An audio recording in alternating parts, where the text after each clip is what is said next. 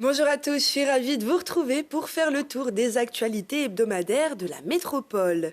Et le chiffre de la semaine, c'est 9%. Sur le territoire, la pratique du vélo a augmenté de 9% entre septembre 2022 et 2023.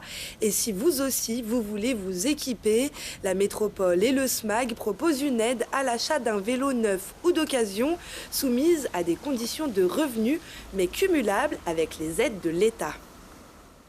L'État, justement, la France, terre d'accueil, en matière d'intégration des réfugiés, il existe un dispositif déjà mis en place depuis près d'une année. Ce dispositif expérimental, baptisé Agir, est engagé pour l'instant dans 44 départements, dont l'Isère. En 2024, il concernera 100% des départements français.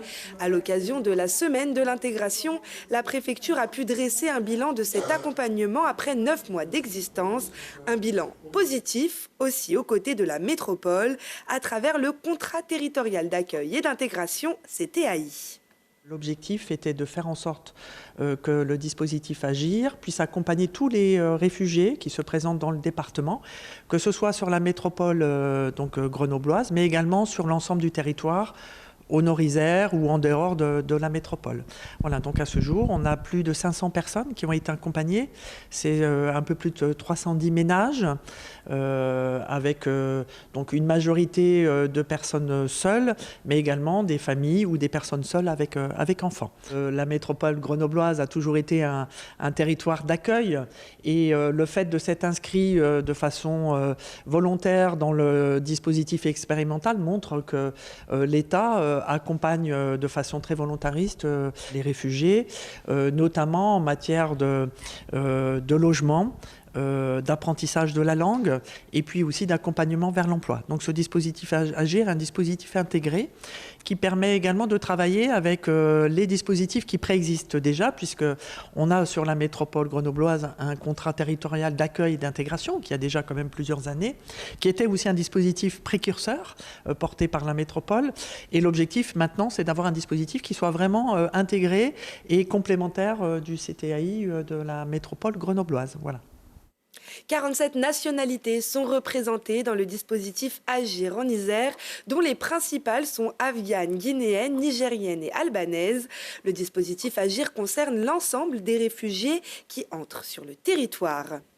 Depuis quelques jours, c'est un drôle d'oiseau qui souhaite la bienvenue aux promeneurs de la forêt de Prémol. À Volnavet-le-Haut, un hibou de 4 mètres de haut, lauréat du concours Dessine-moi une cabane, lancé pour valoriser la filière bois auprès des écoliers du département. À charge ensuite pour les professionnels de transformer leur idée en refuge, prêt à voler de ses propres ailes. Camille Avon. Tout part d'un simple dessin pour créer la plus belle des cabanes. Plusieurs écoles de Grenoble ont participé au concours Dessine-moi une cabane, un projet lancé lors du Festival des Forestivités. À la clé, la cabane de leur rêve construite dans la forêt de Prémol à Volnavet. Pour les élèves de l'école séchilienne, les gagnants de ce concours, ça a été un travail de taille, mais le résultat y est.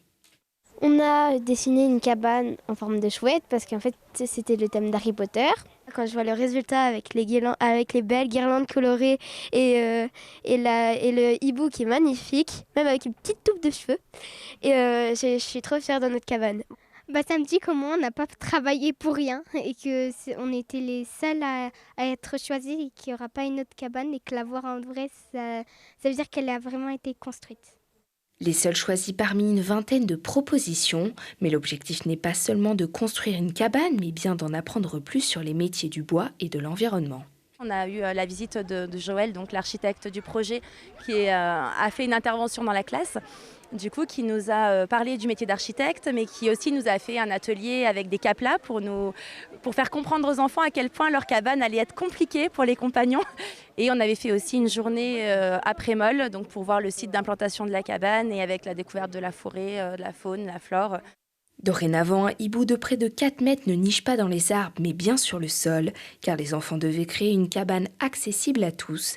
À l'intérieur, une bibliothèque participative où chacun peut apporter des livres ou en prendre. Un véritable refuge construit à partir de sapins et d'épicéas, du bois local pour valoriser le territoire isérois. De travailler le lien entre d'une part la forêt et d'autre part le matériau bois. C'était un des paris du festival, de faire le lien entre ces deux notions. Et cette cabane en est l'illustration parfaite. Elle est en plein cœur d'une forêt proche de Grenoble et elle a été réalisée en bois local.